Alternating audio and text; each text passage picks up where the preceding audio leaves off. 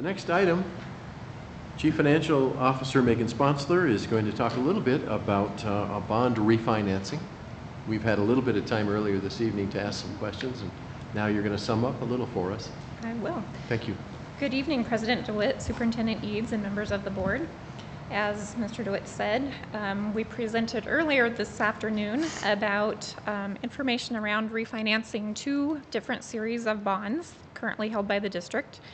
The 2002 bonds would be refunded to Series 2015A and would result in a projected savings of approximately $383,000 or 3.47%. Our 2006 series bonds would be refunded to Series 2015B, resulting in a projected savings of $1,473,000 or 4.22%. The resolution that is before you tonight authorizes the bond refunding within certain parameters. Those parameters are: one, that the Series 2015A bond refunding would result in a minimum savings of 3% net present value. The Series 2015B bond refunding would result in a minimum of 4% net present value savings. And also then you designate me as the Chief Financial Officer to be the one to complete the bond sale and all the related paperwork, just so that we're not constantly bothering you for signatures and various things.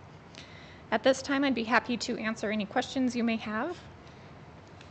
Well, the good news is that you do not have to read all 40 pages of this bond resolution. It'd be an opportunity we wouldn't pass up. This is an action item, however, and I'd be glad to accept a motion at this time.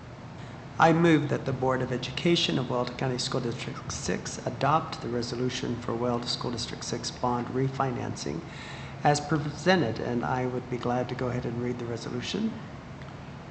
I will wait for a second and then... Second. Okay. Thank you for going ahead with the resolution. I appreciate it. Oh, you want it? Okay. I was just going to make it part of. So I'll read the resolution. It is rather lengthy, but I'll try to be brief.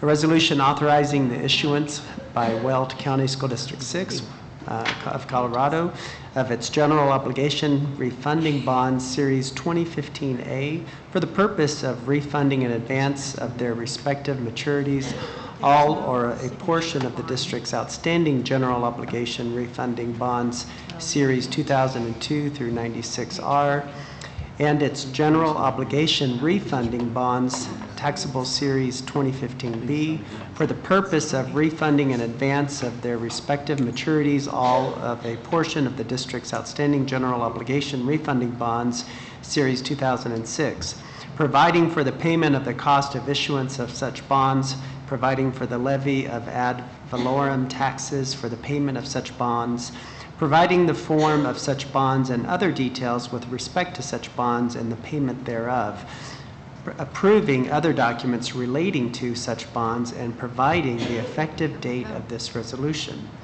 Whereas Weld County School District 6... Huh? Oh, it's really long. Do we need to read the whole thing? I'm waiting for guidance. He's got to cut off a certain part, and then I get to stop. So. But I think by law we need to read the resolution. We weren't aware. Oh, you're not worried. Into the record. Whereas Weld County School District 6, Weld County, Colorado, the district is duly organized and a validly existing school district, political subdivision and body corporate of the state of Colorado. And whereas pursuant to a resolution adopted by the Board of Education of the district on August 19th, 2002, the Series 2002 resolution, the district has duly authorized, sold, issued, and delivered to the purchases thereof its general obligation refunding bonds, Series 2002 through 96R, dated September 1st, 2002. Originally issued in the aggregate principal amount of $43,580,000, and now outstanding in the aggregate principal amount of $11,050,000.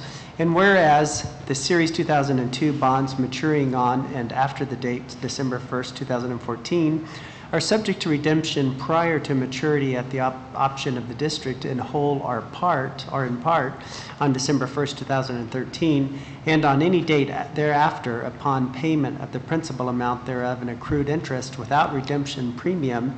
And whereas pursuant to a resolution adopted by the Board of Education District on March 14th, 2006, the district has duly authorized, sold, issued, and delivered to the purchases thereof its general obligation refunding bonds, Series 2006, dated April 5th, 2006. Originally issued in an aggregate principal amount of $49,130,000 and now outstanding in the aggregate principal amount of $45,925,000.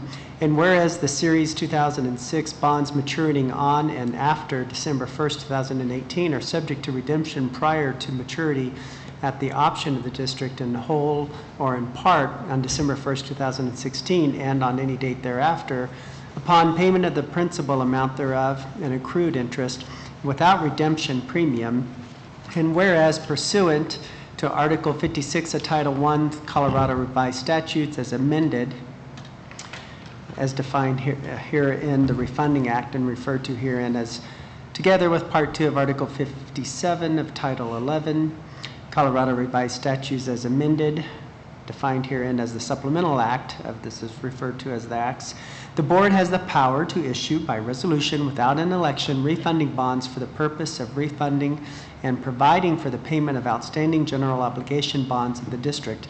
And whereas pursuant to Section 20 of Article 10 of the Colorado Constitution, the district may refund its bonded debt at a lower interest rate without an election, and whereas it has been determined by the Board that the refunding of all or a portion of the Series 2002 bonds, collectively herein referred to as the refunded Series 2002 bonds, the Board can, in accordance with the Refunding Act, among other things, reduce the net effective interest rate of the obligations represented by the refunded Series 2002 bonds and affected other economies. And whereas it has been determined by the Board that by refunding all or a portion of the Series 2006 bonds, referred to as the refunded Series 2006 bonds, the Board can, in accordance with the Refunding Act, among other things, reduce the net effective interest rate of the obligations represented by the refunded Series 2006 bonds and affect other economies. And whereas the Board has determined that in its best interest of the district, its residents